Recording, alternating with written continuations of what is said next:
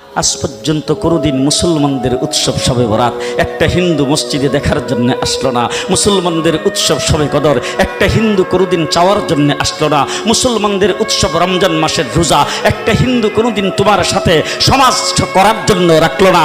একটা হিন্দু কোনোদিন তোমার ঈদের নামাজে আসলো না। একটা হিন্দু কোনোদিন তোমার সাথে জুমার নামাজে অংশগ্রহণ করলো না। তোমাকে দেখার জন্য পর্যন্ত আসলো না। তার কারণ হলো হিন্দুরা মনে করে এটা মুসলমানের উৎসব, আর তুমি মুসলমান হইয়া হিন্দুর দুর্গা পূজায় কিভাবে গেলা? আরে তোমার কি হয়ে গেল? তোমার কি লজ্জা শরম তুমি ধুয়ে ফেলে দিয়েছো? তোমার কি কোনো লজ্জা শরম নাই? তোমার কি কোনো লজ্জা শরম নাই? আবার কি সুন্দর বলতেছ, ধর্ম যার যার উৎসব সবাই। হাই হাই হাই, ও মুসলমান যুবকেরা ভালো করে শোনো, ধর্ম যার যার উৎসব সবার, তাইলে বিয়া যার যার বউ তো সবার। জি, বিয়ে যার যার বউ সবার। পুষ্কুনি